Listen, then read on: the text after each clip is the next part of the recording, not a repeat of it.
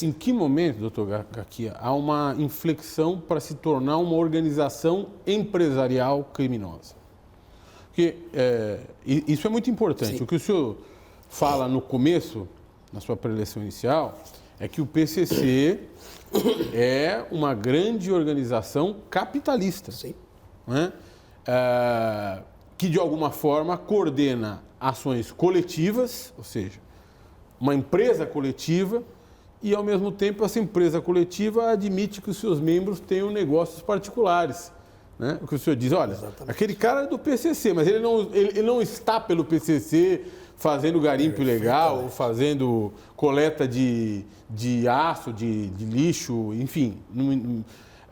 Em que momento essa associação mutualística, essa organização de ajuda mútua para melhorar as condições carcerárias, para dar alívio às famílias dos presos, se transforma numa empresa capitalista de crime? É muito importante também essa pergunta, Wilfrido. Eu penso o seguinte, eu classifico o PCC em 3 fases. A fase da criação, né, em que eles precisavam realmente ser reconhecidos, inclusive pelo Estado, que por décadas negou, inclusive, a pior das ações do Estado é a negativa. Né? Claro. Por décadas negou a existência do PCC como facção, depois como organização criminosa. Mas no início era isso. Um bando de criminosos que tinham a mesma finalidade, liderados por alguns, né, que tinham algum poder de aglutinação, né, de comando, para fins de defender os interesses deles, né, tanto dentro do sistema prisional e dos familiares que estavam nas comunidades, normalmente comunidades carentes. Com a ascensão do Marcola, já nos anos 2000, 2001 para frente, ele acabou depondo, né, porque isso acontece, é incrível. A história das organizações criminosas, ela meio que se repete. E eu costumo estudar, inclusive, para fazer um paralelo com o PCC e até ver as ações futuras que eu vou tomar. Né? Uhum. Porque mudam a população, o país, mas a maneira como elas vão se desenvolvendo é a mesma. O PCC, com a ascensão do Marcola, ele acabou... Os criadores do PCC acabaram também gostando do poder e oprimindo os integrantes. Eles foram acusados disso e acabaram sendo depostos pelo Marcola. O Marcola fez o quê? Ele teve uma grande sacada, assim, muito inteligente, isso eu devo admitir. O senhor conhece pessoalmente? Conheço de interrogatório, né? Sim, o senhor já teve sim, várias vezes. Uhum. Inteligente nesse sentido. O que ele fez? Ele se cercou de amigos, de criminosos que eram leais a ele, alguns até companheiros de crime, e ele fez como se fosse uma diretoria, né? Olha, nós vamos dividir o poder. E ele criou o que eles denominaram depois de sintonia final, que eram 6 ou 7 integrantes, claro, tinha o voto de Minerva, vamos dizer assim, mas eram pessoas que eram muito leais, e algumas estão vivas, né, a maioria, leais a ele.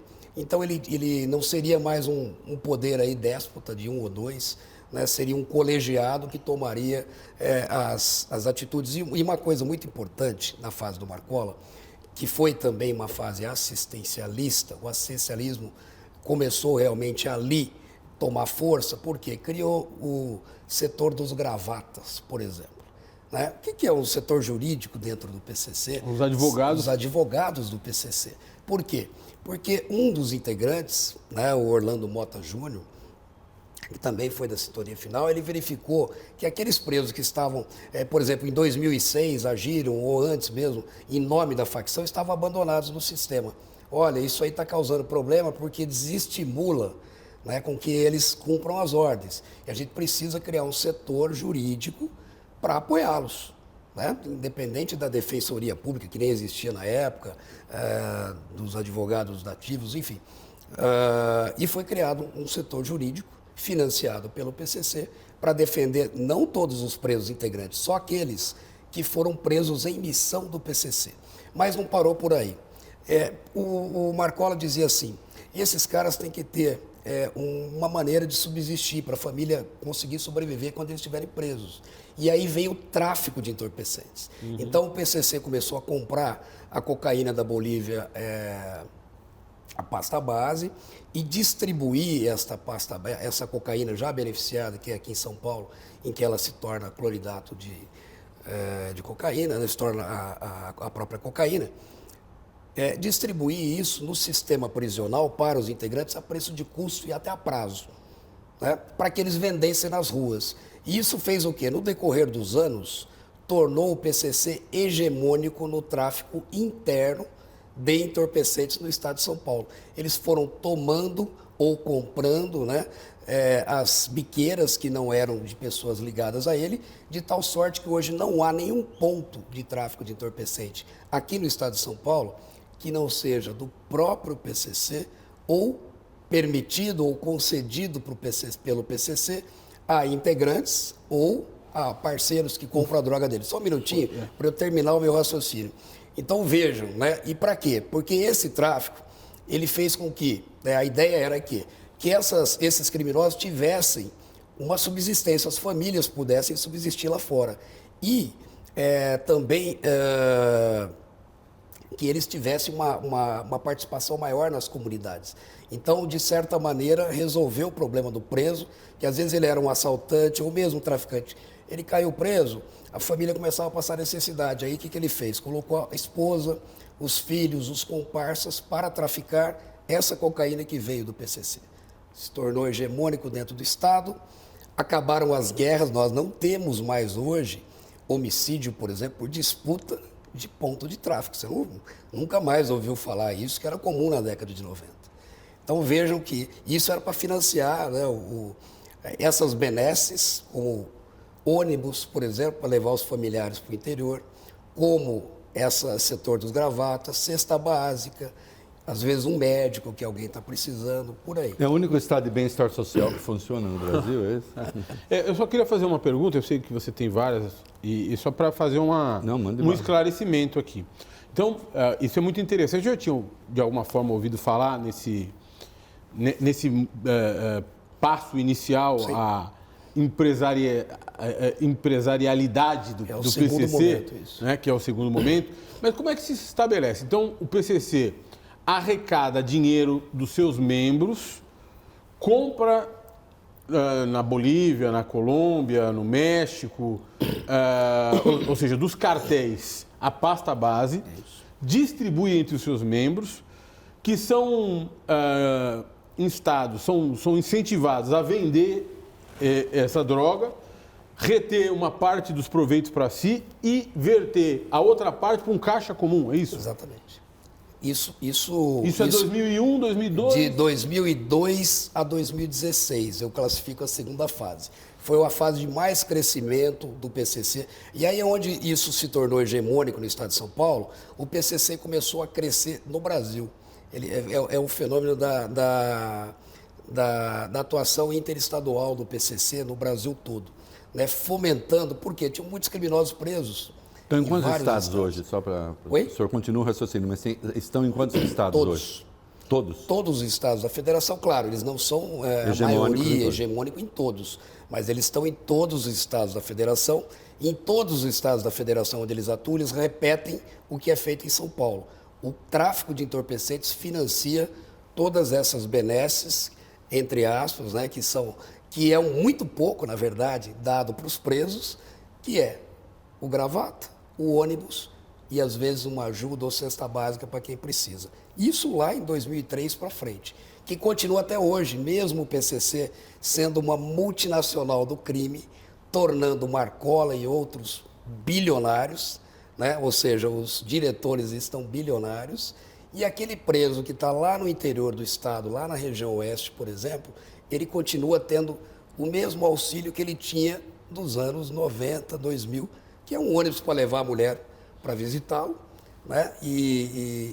Posso abusar da sua vontade de fazer uma pergunta quando ele falou do Marcola bilionário, me deu coceira.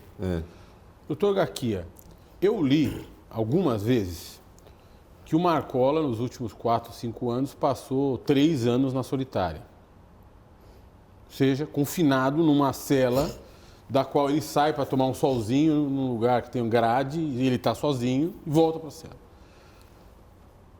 como é que esse cara consegue liderar uma organização transnacional do crime de dentro de uma cela, vigiado num presídio de segurança máxima, né? Como é que ele consegue? Esse é um desafio. E bilionário, como bilionário? Bilionário, que eu saiba, tem um iate na Hoje ele Riviera. está em Presidente Venceslau, é isso? Não, ele está em Brasília. É verdade. Eu encaminhei esse ele foi para Brasília, que até depois, sistema penitenciário até depois deu. Os bilionários que eu conheço andam de jato, tomam sol nos seus iates, né? Bebem champanhe francês. E condenado a mais de 300 anos. Isso. Ele nunca vai fazer isso. Nunca ele vai sair dali. Se você pegar, por exemplo, o Marcola, ele já está há quase 30 anos preso. Né? Ele tem 342 anos de pena, dos quais os últimos 42 fui eu que o condenei, né? Processos meus, inclusive. Alguns por ter mandado me matar também, é bom que se diga. Mas isso tornou a possibilidade dele de... Soltura nenhuma. Soltura zero. Absolutamente... não vai sair mais da cadeia. Impossível, né? Então, o que eles fazem, no caso do Marcola, seria para os seus familiares. Esposa morando em Alphaville, por exemplo, filha estudando na Austrália, fazendo engenharia, filha do irmão estava fazendo faculdade de moda em Milão, né? E coisas desse tipo. De qualquer sorte, é importante a gente entender que tem muito criminoso fora do Brasil, né, que está realmente bilionário utilizando esse tipo de ação do PCC e alguns aqui no Brasil também. Então, para esses, como o Marcola, que são poucos, em torno de 10 ou 15, eles não vão usufruir dessa riqueza. Quem está usufruindo é a família, né, de certa maneira, até que a gente não consiga alcançá-los. Mas tem muito jovem criminoso, você pega o André do Rap, por exemplo, menos de 40 anos na época, era bilionário. 2 casas em Angra dos Reis, só de helicóptero foram 2 aeronaves, iates, né? Por quê? E você imagine que eles pagam lá de 1.200 a 1.800 dólares o quilo da cocaína no Peru ou na Colômbia, que é uma cocaína de menor qualidade. E vai vender isso na Europa a 30, 35, 40 mil euros o quilo.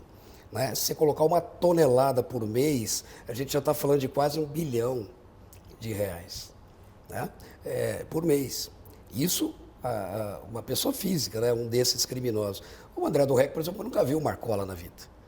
Né? O Marcola está preso há quase 30 anos. E eu ia chegar na terceira fase do PCC, se me permite, que eu acho que é uma fase que o PCC vai se enfraquecer, né? Ou pelo menos essa geração liderada pelo Marcola. Eles abandonaram o sistema penitenciário federal, eles abandonaram as causas carcerárias, né? A tal da opressão do Estado.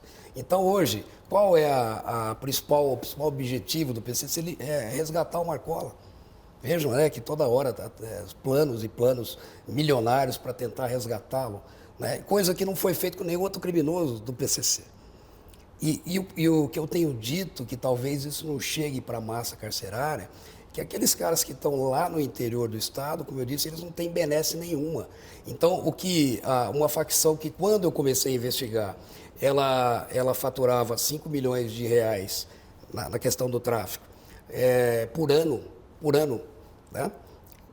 Hoje ela fatura em torno de 500 milhões de dólares por ano, né?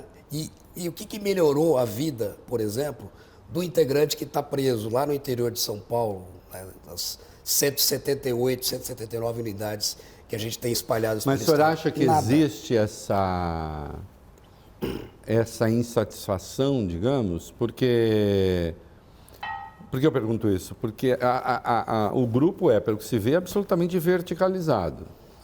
A diferença do que acontece no crime organizado do Rio, que há grupos que disputam entre si e tal, né, facções distintas. Em São Paulo, que se saiba, existe uma facção, são eles. E onde quer que eles se espalhem, eles espalham também um modelo verticalizado de atuação. Isso não contradiz a ideia de que possa haver um fermento contra o poder aí, porque esse fermento não tenderia a gerar uma nova facção? Eu penso que não. O que acontece? Eu, quando fiz a remoção, pedi a remoção, né, da cúpula do Marcola, inclusive, foi final de 2018, depois de uma omissão do Estado de São Paulo, né, que por décadas, né, se negou a fazê-lo. Eu imaginei, justamente estudando os outros fenômenos, né, de máfia no mundo, que esse isolamento ia causar uma disputa interna pelo poder, e isso tem acontecido. Porque quem está no andar de baixo sequer imaginava que o GG do Mangue ou o Paca, por exemplo, né, aqueles criminosos do PCC que foram mortos lá em Fortaleza, eles estavam andando de helicóptero. O helicóptero baixava no heliporto, lá num condomínio de luxo, onde eles estavam vivendo, com um documento falso, diziam que eram empresários de jogador de futebol, andando de BMW, de Mercedes-Benz, com casas aí de 10, 15 milhões de reais, né? E levando uma vida realmente de milionário. E o pessoal que estava preso não imaginava, né, que aquilo fosse possível usando o dinheiro do PCC. E o que está tendo é isso hoje, uma insatisfação muito grande. Eu sei porque eu ainda continuo com as investigações, a gente tem muitos informantes dentro do sistema prisional e a gente tem percebido, Reinaldo, que esse amor que eles tinham, né, essa devoção que eles tinham por Marcola, pelo fato de ele ter criado, realmente ajudado a criar essa fase assistencial do PCC, está ruindo.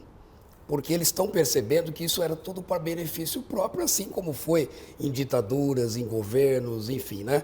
Fazendo um paralelo, né? Nas grandes empresas, acaba que é uma SA, mas o capital não é, o lucro não é dividido para os sócios. Isso não aumenta o risco? Oi? Vamos ver se o meu raciocínio faz sentido. Isso não pode aumentar o risco para a sociedade? Veja, O senhor entendeu a minha pergunta? Porque entendi. à medida que você acaba com a verticalização, você fragmenta. Muitas organizações. E aí mais organização, e aí você pode ter... Porque, por exemplo, o Rio de Janeiro, uma das razões de o Rio ser mais violento que São Paulo, muito mais violento que São Paulo, eu não estou dizendo que é o PCC que põe ordem aqui. Sim. Não. Mas é claro que você tem muitos mortos no Rio que decorrem do confronto entre as facções. Porque aí entra a polícia, que também se divide em facções, e aí o caos se instala. O eventual fim dessa verticalização não fragmenta o crime, não aumenta a possibilidade de haver violência? Eu penso que não vai haver o fim da verticalização, Sim. que vai haver uma substituição dessa geração de líderes por outras mais jovens, e assim, realmente vai haver talvez um recrudescimento de violência, porque o mais jovem ele tende a ser mais impetuoso. Assim como foi o PCC na sua gênese lá, que eles queriam explodir a Bolsa de Valores. Não perca o fio, só está dizendo que o Marcola está sendo, ele corre o risco de ele cair. Eu estou afirmando que o poder do Marcola paulatinamente está enfraquecendo e que ele vai cair, né, mais cedo ou mais tarde, e ele vai ser substituído por outros criminosos mais jovens. Por quê? Porque o sujeito, por exemplo, ele está preocupado, e aí vem o enfraquecimento da organização. Quando ela estava voltada para o sistema prisional, e a força do PCC é dentro do sistema prisional, eles eram mais unidos, coesos. E o que eu ouço dos presos, Reinaldo, é assim, a facção nos esqueceu, que nos abandonou. O negócio desses meninos, eles falam meninos, é o tráfico internacional que não chega para a gente. Nós não estamos nos usufruindo. E aí vem a terceira fase que eu quis dizer para os senhores, que ela vem de 2006 até hoje. O PCC é hoje uma multinacional, né, uma SA da exportação de cocaína para a Europa, faturando aí bilhões de reais, né, eu cheguei a falar 500 milhões de dólares por ano. E o que mudou na vida do preso? Nada. Mas, doutor, ela está se enfraquecendo ou ela nunca foi tão forte? Porque quando o senhor fala de 500 milhões de dólares por ano, nós estamos falando de 2,5 bi. Sim, exatamente. Quase. Por mês? Não, por ano. 200 por ano. Por ano. Mas 2 bilhões e 200, bilhões e 200 por ano, por aí, agora com o dólar está caindo, né? Você vê o dólar caindo no meu governo, é até bom, porque eles perdem dinheiro. Dinheiro, é um negócio brutal. Estão em quantos países, o senhor disse? Só para eu continuar meu raciocínio. Eles estão em Aqui na América do Sul. Toda? Toda e mais 15 países. 15 países. Da e Europa, se espalham pela Europa. E nos Estados Unidos também. Mas então eles não se enfraqueceram, doutor? Eles só se fortaleceram? Não. Eu não estou dizendo, Reinaldo, assim que, olha, o PCC não vai terminar, evidentemente, assim como as máfias não terminaram. Né? O que vai terminar é essa geração muito difícil de combater. Você imagine você deixar, por exemplo, uma direção muito competente de uma empresa reunida por anos num local só, como foi o presidente Venceslau. Todas as decisões estratégicas eram tomadas ali. Eu costumo dar um exemplo, acho que aqui não tem problema de falar marca, né? Não. Eu, quando às vezes vou dar aula ou vou fazer uma palestra, e me perguntava, às vezes até um jornalista falou, doutor, o senhor não falou que enfraqueceu o PCC, mas olha, todo dia está prendendo um grande traficante, eles continuam falando, eu não disse que ia acabar o tráfico de droga. O negócio está muito bem montado, muito bem azeitado, você só vai substituir as peças. É como se você prendesse toda a diretoria da Coca-Cola num dia, o CEO da Coca-Cola. A Coca-Cola vai continuar sendo vendida no mundo todo. Agora, se a Coca-Cola vai fazer, por exemplo, uma fusão com a Pepsi, aí precisa daquela diretoria opinar. E é isso que a gente está provocando. E você, voltando à sua questão, mesmo na Itália, com o cárcere duro, né, em que eles têm lá uma legislação bem mais rígida do que a nossa, depois da morte do juiz Falcone, existe ainda comunicação dos grandes capos com seus comandados, seja através de corrupção, seja através de advogados, né, ou criminosos travestidos na função de advogados que se prestam a essa função de leve trás, porque ele não é impedido de conversar com o seu advogado. Então, o Marcola, por exemplo, hoje, ele não tem visita íntima no sistema prisional. Então, não dá para ele passar uma carta, alguma coisa para a esposa ou para a namorada. Não só ele, os outros criminosos que estão lá. Mas ele tem um atendimento com o advogado. Claro. Ele tem um atendimento também com a família e com os amigos. E ele consegue, às vezes, por código, por alguma palavra, né, que eles vão colocando semanalmente, passar e receber essas ordens. Mas isso em qualquer país do mundo. Ninguém conseguiu evitar, né, que essas ordens entrassem e saíssem dos presídios. Dificultou. Eu falo que tem um delay, né? Delay, às vezes, de uma semana, de um mês, para que isso vá para as ruas e retorne. Mas há sim, né, eu tenho percebido um enfraquecimento dessa geração do PCC. E aí eu acho que os jovens voltados mais para si, em termos de tráfico internacional, para o lucro próprio, e sem nenhuma benesse, vamos dizer assim, para os demais integrantes, vai haver um desestímulo, né, para que isso continue a crescer da maneira como está. E esses bilhões de reais ou 500 milhões de dólares está indo para a mão de muito poucos.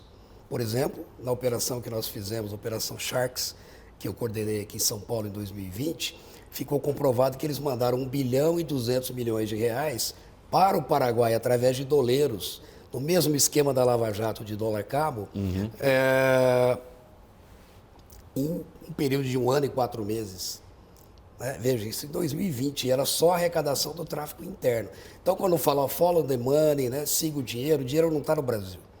Não circula no mercado financeiro formal, por isso que o combate é tão difícil na questão da asfixia financeira. Eu queria falar de Paraguai, de cigarro falsificado, mas antes disso, vamos lá. Um tema mais polêmico.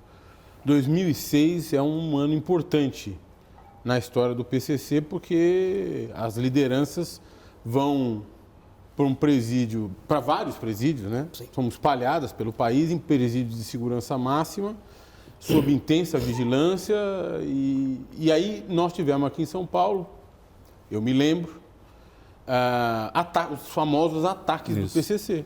O PCC começou a matar policiais e espalhar o terror, enfim. Explodir postos de gasolina. Explodir postos de gasolina.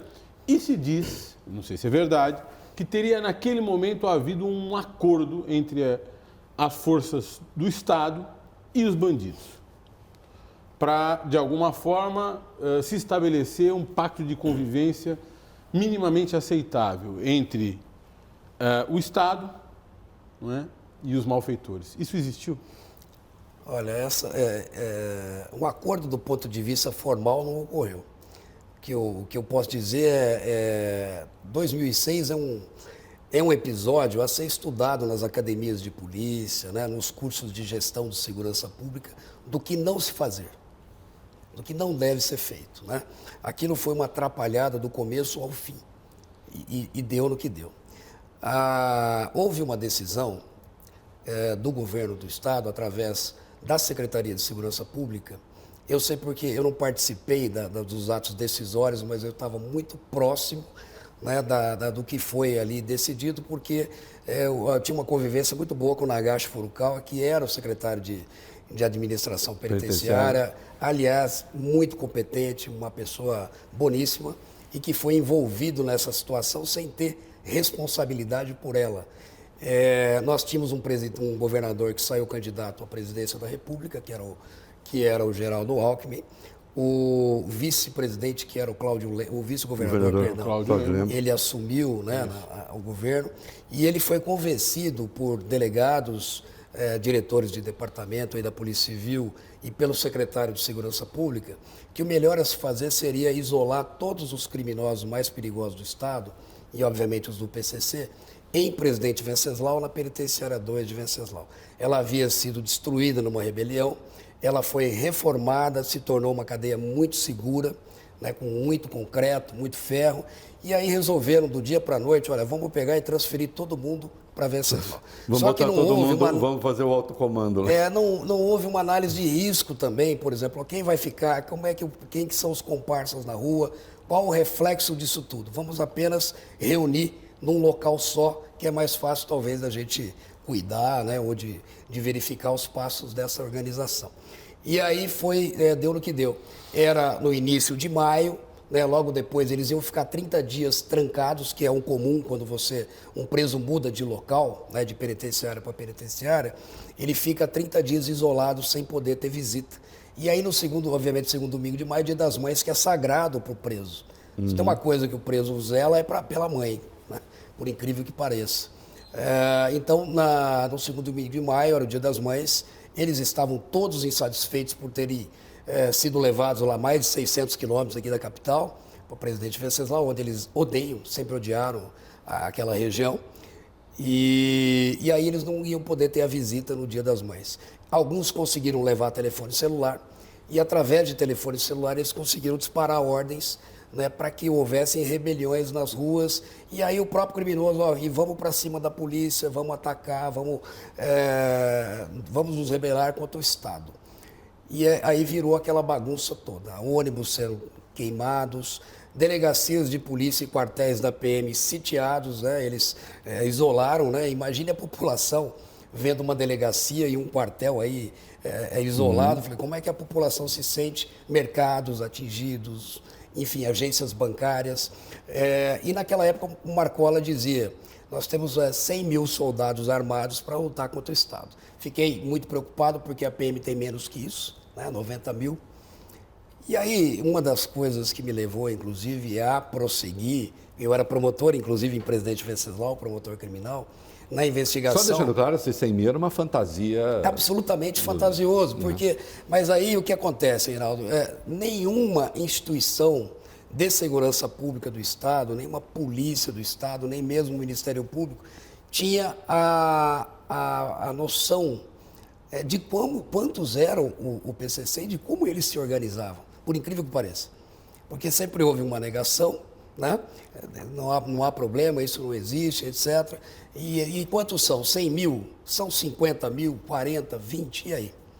Então, isso também é uma das coisas que me levou a investigar. Quantos são? Hoje são... No país inteiro?